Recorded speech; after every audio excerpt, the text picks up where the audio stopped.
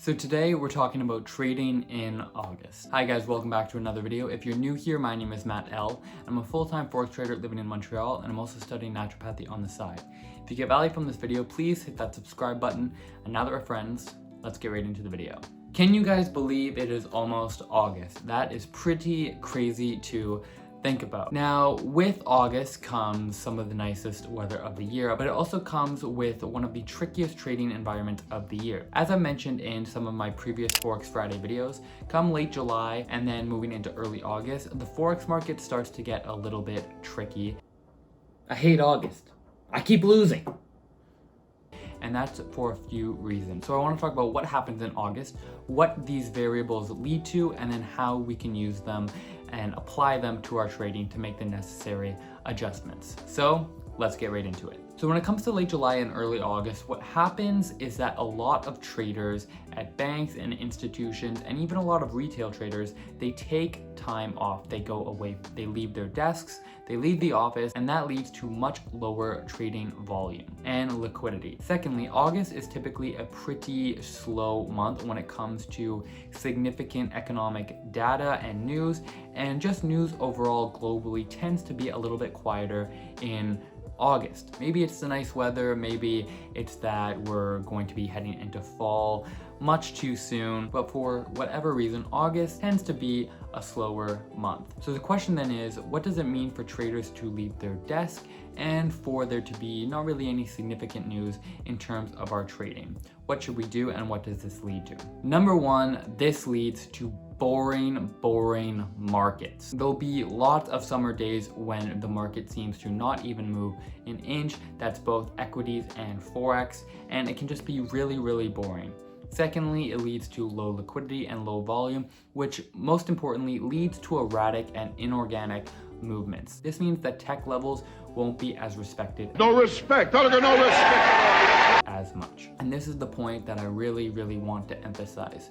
When there's less traders in the market, when banks aren't putting in a lot of orders, when institutions aren't putting a lot of orders, really the players that move the market, when they're not there making big moves and big decisions, there's really going to be slow movements in the market, and the movements that do happen can be really slow. The reason for this is that as price moves up or down, when it hits a significant level, there's not as many traders in the market ready to pick up those levels for either a buy or a sell than what otherwise would be there. To give you an example, let's say there's 100 traders in the world. Now, of course, that is far from true, but it's just an example. And come August, half of those traders, 50 of them, go on vacation. Now you're looking at a pair that's beginning to move quite a bit, and it's reaching a significant level that you have drawn up on your charts for different technical reasons. Now, you're expecting a bounce from this area, and normally there would be because there's 100 traders that are willing to potentially pick up that area for a buy or a sell, depending on the situation. But now, half of those traders are on vacation, and there's only 50 traders that are potentially willing to pick up that area.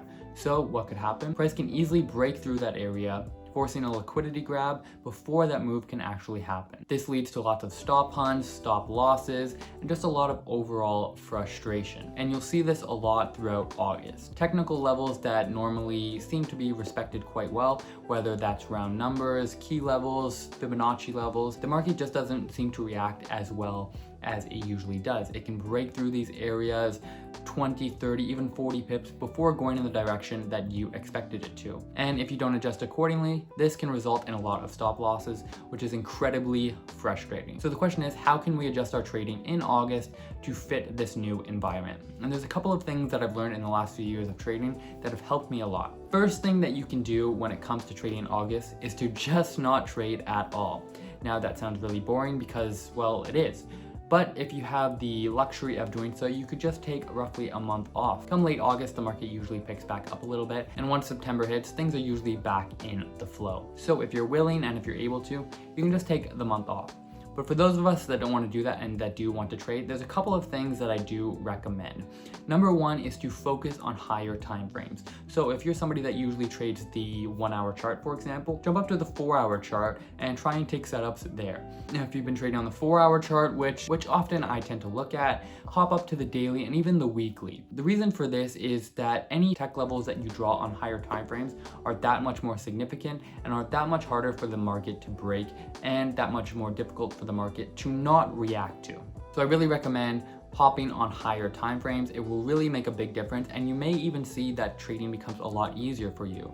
If you do your charting up Sunday evening or Monday morning, some of those levels that you draw up on those days may last throughout the whole week, and you won't have to constantly be refreshing your charts. Personally, I've been trying to focus on higher time frames for a while now, and it's really improved my trading a lot. It's much less stressful, and it's really helped overall. So I highly recommend that you focus on higher time frames, especially in August. And the second thing that I highly recommend that you do is to increase your stop loss. Now, the stop loss that you typically use will depend a lot on the strategy that you use. However, whatever a typical stop loss size is for you, say if it's 30 pips, I highly recommend you increase it to even 50 pips. This will allow for any liquidity grabs, stop loss hunts, and will keep you in the trade before getting stopped out, and will keep you in the trade a little bit longer to give your trade a longer opportunity to potentially be a winner.